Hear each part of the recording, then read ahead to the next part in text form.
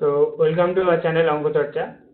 তোমাদের আজকের যে পরীক্ষা হয়েছে সেখানে 9-10 যে কোশ্চেনটা রয়েছে সেটা আমরা কোশ্চেনটা দিয়েছিলাম আর আপলোড করেছিলাম এবং তোমাদের কাছে তো কোশ্চেন আছেই। তো এখন আমরা সলিউশনগুলো দেখব যে কোনটা সলিউশন হবে এবং ডিটেলসে ডিসকাস করব।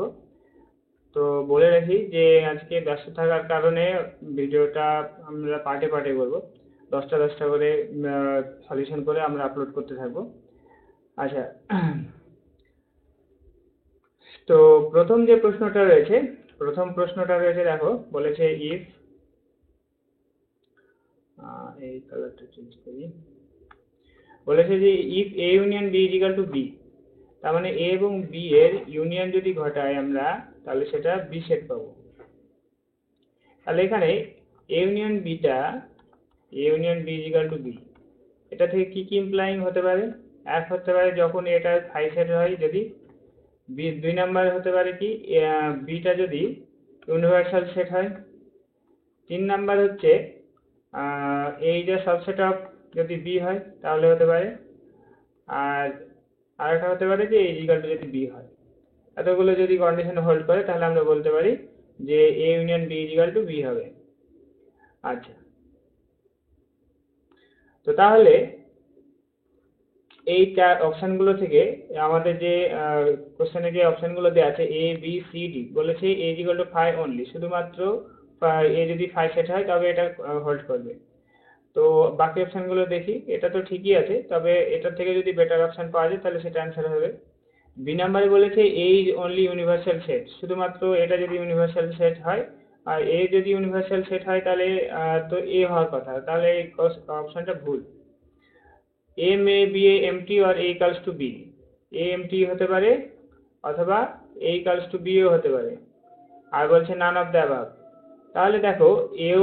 আচ্ছা, এখানে বলে রাখি যে টিক মার্ক দেওয়াগুলো থাকবে সেগুলো আমি যার কাছ থেকে কোশ্চেন পেয়েছি, আমি আজকে ইউটিউবে আপলোড করেছিলাম, যে বলেছিলাম যে কারো কাছে কোশ্চেন থাকলে দিতে, এবং হোয়াটসঅ্যাপেও দিতে। তো আমাকে এক স্টুডেন্ট পাঠিয়েছে এটা, তো এখান থেকেই সেই তারই উত্তর করা, ফলে এখানে যেগুলো মার্ক করা আছে সেগুলো তোমরা সঠিক উত্তর ধরে নেবে না। আচ্ছা, তো তাহলে এখানে আমরা দেখতে পেলাম যে এই যে অপশনটা আছে ইজিক্যাল টু 5, এটা সঠিক, কিন্তু সি এরটা সঠিক। তাহলে এ আর সি এর মধ্যে রাইট অ্যান্সার হবে সি এরটা, কারণ এর ওয়েটেজটা বেশি হচ্ছে এখানে। দুটো এটা 5 হতে পারে অথবা এ সমান বি হলেও কি হবে, A union B is equal to B হবে। তাহলে আমাদের হয়ে যাচ্ছে সিটা হচ্ছে রাইট অ্যান্সার, তাহলে অ্যান্সার হয়ে যাচ্ছে সি। আচ্ছা, চলে আসছি সেকেন্ড যে কোশ্চেনটা, এটা একটা থিওরেম, তোমাদের এসকে মাপা বইয়ে দেখবে হুবহু এই থিওরেমটা আছে, সেখান থেকে তুলে দিয়েছে। তো এর অ্যান্সারটা কি হবে, যে বলেছে যে এ থেকে বিতে একটা ম্যাপিং বলেছে, কত, সেটা হচ্ছে এ থেকে বি এর যে ম্যাপিংটা সেটা হচ্ছে এফ। বি থেকে সিতে একটা ম্যাপিং আছে, সেটা বলেছে জি। তাহলে তাদের যে কম্পোজিট ফাংশন জি কম্পোজ এফ, সেই কম্পোজিট ফাংশনটা যদি ইনজেক্টিভ হয়, বলেছে জি কম্পোজ এফটা হচ্ছে ইনজেক্টিভ।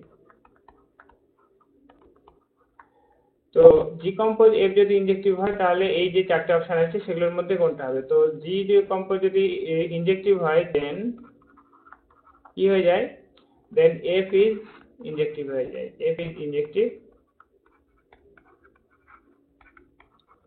আর জিটা ইনজেক্টিভ হতে পারে বা নাও হতে পারে, সেটা ইনজেক্টিভ হওয়ার প্রয়োজন নয়, জি নিড নট বি।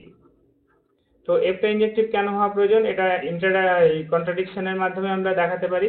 যে সাপোজ দুটো এলিমেন্ট নিচ্ছি x1 not equals to x2, অর্থাৎ এ সেট থেকে দুটো এলিমেন্ট নিচ্ছি x1 আর x2 যারা ইকুয়ালস টু নয়, অর্থাৎ ডিস্টিংক্ট এলিমেন্ট। তো যদি আমরা ধরে নিই যে f is not ইনজেক্টিভ, f is not ইনজেক্টিভ, তাহলে কি হবে, তাহলে f of x1 is equal to হয়ে যাবে f of x2। তাহলে f of x1 is equal to f of x2 হয়ে যাবে, মানে g of f of x1 is equal to হয়ে যাবে g of f of x2, যা imply করছে যে জি কম্পোজ এফ যে ম্যাপিংটা আছে সেটা ইনজেক্টিভ নয়, কারণ x1 আর x2 এলিমেন্ট দুটো কি ডিস্টিংক্ট, এটা তো ডিস্টিংক্ট এলিমেন্ট। তাহলে জি কম্পোজ এটা কি হয়ে যাচ্ছে, এখান থেকে আমরা দেখতে পাচ্ছি যে ইনজেক্টিভ হচ্ছে না, নট ইনজেক্টিভ। তাহলে আমাদের কি হচ্ছে, এই যে আমরা যেটা ধরেছিলাম এফ ইজ নট ইনজেক্টিভ, এটা ধরা ভুল ছিল। তাহলে আমাদের যে তাহলে অবশ্যই কি হবে, এফটা ইনজেক্টিভ হবে। তাহলে আমাদের রাইট অ্যান্সার হচ্ছে অ্যান্সার এখানে এ এরটা অ্যান্সার, এ হচ্ছে রাইট অ্যান্সার। তাহলে এ হয়ে গেল আমাদের সঠিক উত্তর।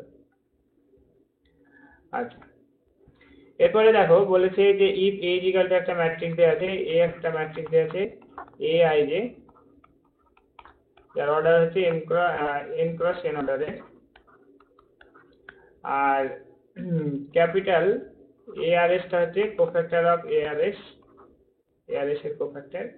তো তাহলে ডিটারমিনেন্ট অফ দ্য কোফ্যাক্টর এআইজে, এর কোফ্যাক্টরের যে ডিটারমিনেন্ট সেটা আমরা জ্যাকোবিস থিওরেম থেকে বলতে পারি, জ্যাকোবিস থিওরেম। যে কোফ্যাক্টরের যে ডিটারমিনেন্ট হয় সেটা এলিমেন্টের ডিটারমিনেন্টের whole to the power minus n minus 1 হয়। তাহলে আমাদের সঠিক উত্তর কোনটা হচ্ছে, যে কোফ্যাক্টরের ডিটারমিনেন্টটা হয়ে যাবে ম্যাট্রিক্সের ডিটারমিনেন্টের পাওয়ার n মাইনাস 1, তার মানে এই যে এ, এটা হচ্ছে রাইট অ্যান্সার। তাহলে আমাদের অ্যান্সার হচ্ছে এ। এরপরে দেখো 4 নম্বরে বলেছে এ হচ্ছে একটা নন সিমেট্রিক ম্যাট্রিক্স, এ হলো একটা নন সিমেট্রিক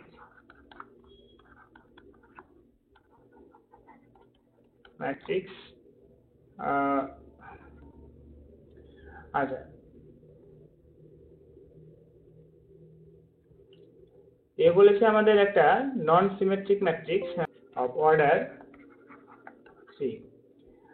তো এ যদি একটা স্কয়ার ম্যাট্রিক্স হয় তাহলে এ মাইনাস এটি, এটা কি হয়, অলওয়েজ স্কিউ সিমেট্রিক ম্যাট্রিক্স হয়, skew symmetric matrix.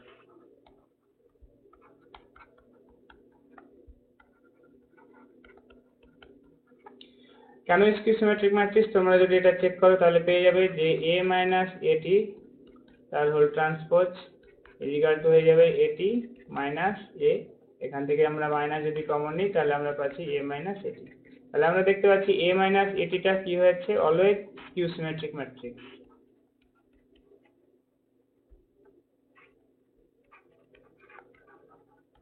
Always skew symmetric matrix. আচ্ছা, তো তাহলে এ মাইনাস এটিটা হচ্ছে skew symmetric matrix. Skew symmetric matrix হচ্ছে অফ ইভেন অড অর্ডারে, অফ অর্ডার 3। তো অড অর্ডারের স্কিউ সিমেট্রিক ম্যাট্রিক্স হলে তার ডিটারমিনেন্টটা কত হয়ে যায়, ডিটারমিনেন্ট হয়ে যায় 0। ডিটারমিনেন্ট যেহেতু 0 তাহলে আমাদের এর যে র্যাঙ্ক, ম্যাট্রিক্সের যে র্যাঙ্ক সেটা কি হয়ে যাবে, সেটা অবশ্যই লেস দেন, যেহেতু ডিটারমিনেন্টটা 0 তার মানে অর্ডারের থেকে কম হবে, 3 এর থেকে কম হবে। এবার তোমরা যদি একটা স্কিউ সিমেট্রিক 3 অর্ডারের ফর্ম করো, যে কোনো যে 0 এ তারপরে বি, তারপরে এখানে মাইনাস এ 0 সি, তারপরে এখানে বি আছে মানে এখানে মাইনাস বি, এখানে সি আছে মানে মাইনাস সি, এখানে 0।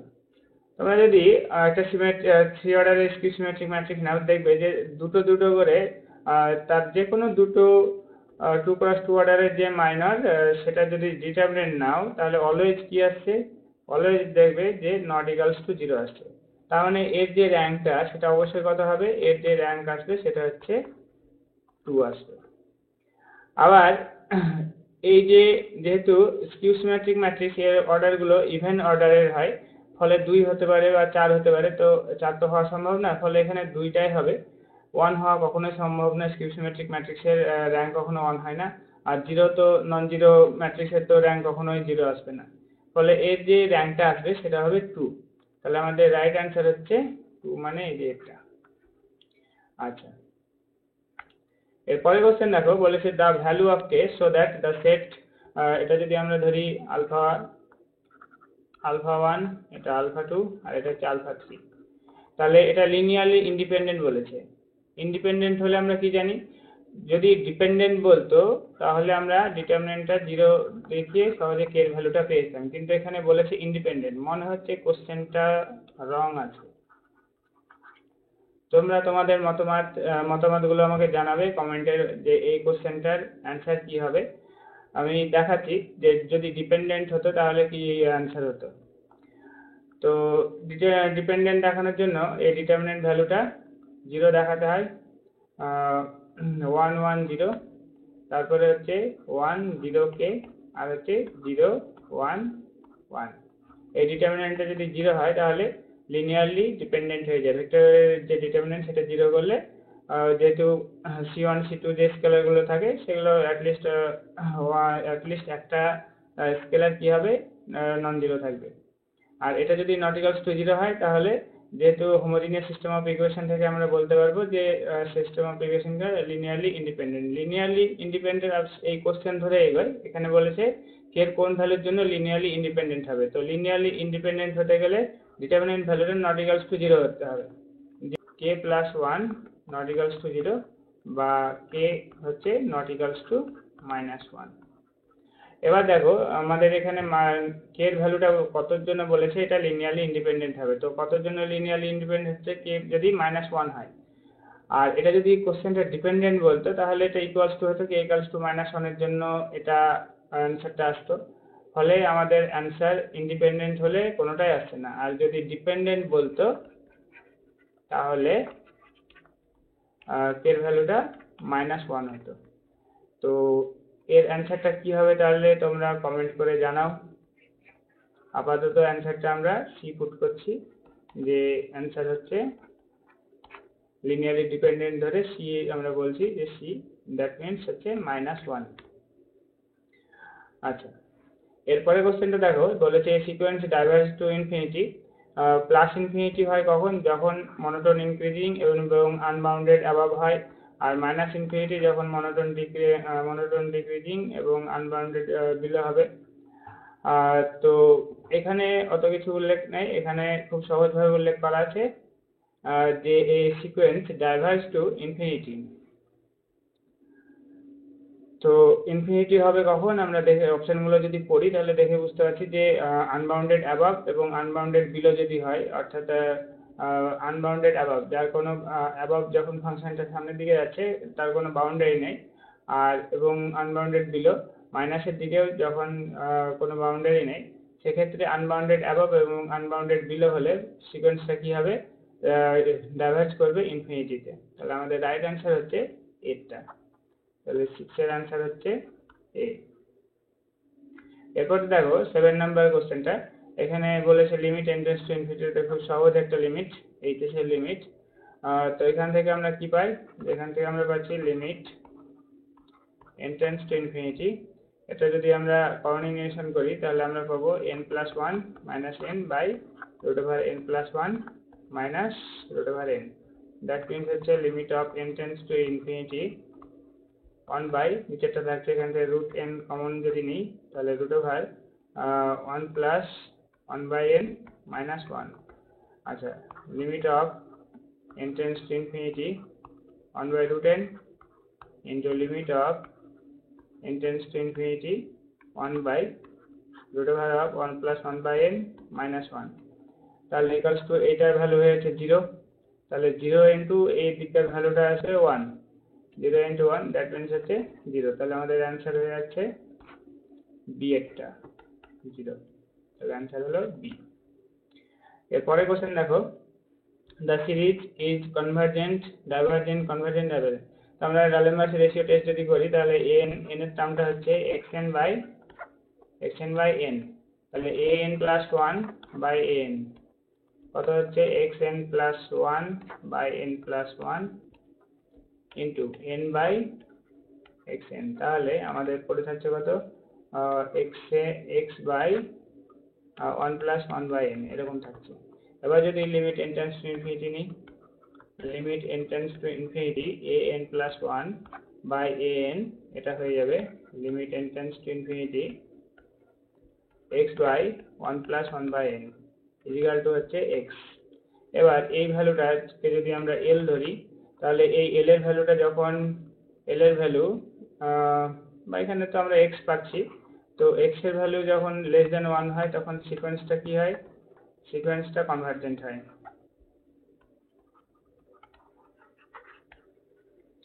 যখন এক্স এর ভ্যালু গ্রেটার দেন 1 তখন কি হয়ে যায়, সিকোয়েন্সটা ডাইভারজেন্ট।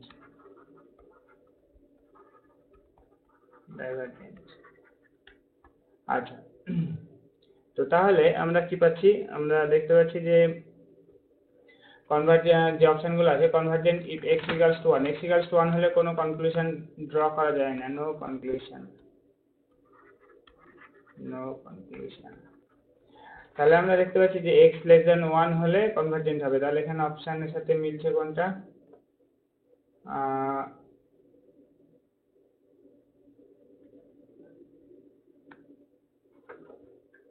আচ্ছা, সিকোয়েন্সটা ডাইভারজেন্ট হয় যদি x এর ভ্যালু গ্রেটার দেন 1, তার মানে আসবে এটা ডি, একটা ডি অ্যান্সার আসছে। এটা সিকোয়েন্সের বলা যায়, সিকোয়েন্সে এই টাইপের প্রবলেমগুলো বেশি থাকে। তো এই যে লিমিটটাকে যদি আমরা ভাঙি তাহলে কি পাবো, limit of x tends to 0 root over x into limit x tends to 0 sine 1 by x। Sequence চ্যাপ্টারে একটা থিওরেম ছিল যে লিমিট ইউ ইন্টু ভি থাকলে লিমিট আলাদা আলাদা করে ভেঙে যায়, বা এটা এইচএস এর ফর্মুলা যদিও। তো তাহলে এই যে লিমিটিং ভ্যালুটা এটা কত আছে, 0 ইন্টু সামথিং যাই থাকুক না কেন, limit x tends to 0 sine 1 by x, তাহলে এটা কত হয়ে যাবে, এটা 0 ইন্টু সামথিং মানে এটা 0, তাহলে আমাদের অ্যান্সার হয়ে যাচ্ছে বি এর অ্যান্সার। তাহলে এই যে 9 নম্বরের উত্তরটা হলো কত, বি নাম্বার। আচ্ছা, এরপরে 10 নম্বর এটা বলেছে দেখো যে fx equal to sin x by x, তাহলে এই চারটে অপশনের মধ্যে কোনটা সঠিক হবে, ইনক্রিজিং ডিক্রিজিং, তাহলে এটাও এইচএস এরই অঙ্ক, তো এইচএস এর থেকে বেশি কোশ্চেন দিয়েছে। তো এটাকে আমরা ইনক্রিজিং না ডিক্রিজিং চেক করার জন্য এই ডেরিভেটিভটা দেখব। তো fx ইকুয়াল টু হচ্ছে sin x বাই হচ্ছে x, তাহলে f dash x কত, f dash x হচ্ছে x into cos x minus sin x, y হলো x স্কয়ার। এবার রেঞ্জগুলোর দিকে যদি তাকাই, ফার্স্ট একটা বলেছে যে strictly increasing 0 to pi by 2, তো x এর ভ্যালুটা 0 থেকে পাই বাই 2 এর মধ্যে কত হয়, x টা পজিটিভ, তারপরে cos x ও ভ্যালু পজিটিভ হয়, আর sin x ও পজিটিভ। আচ্ছা, আর x স্কয়ার তো পজিটিভ হচ্ছে, তার মানে আলটিমেটলি এই রেঞ্জের মধ্যে f dash x টা কি হয়েছে, f dash x হচ্ছে গ্রেটার দ্যান 0 হচ্ছে, for 0 less than x less than pi by 2। তার মানে কি দাঁড়াচ্ছে, তার মানে দাঁড়াচ্ছে যে f টা হচ্ছে ইনক্রিজিং ফাংশন, গ্রেটার দ্যান 0, তার মানে strictly f is strictly increasing function, কোথায়, এই রেঞ্জের মধ্যে 0 less than x less than pi by 2 এই রেঞ্জের মধ্যে। তাহলে আমাদের প্রথম অ্যান্সারটা পেয়ে যাচ্ছি, তাহলে 10এরটা হচ্ছে রাইট অ্যান্সার এ। তো এর পরের ভিডিওতে আমরা বাকি অংশগুলো পরপর দেখাবো, 10টা করে প্রতিটা পার্টে আমরা সলভ করে দেখাবো, যত তাড়াতাড়ি সম্ভব আমরা সেটাকে আপলোড করে দেবো।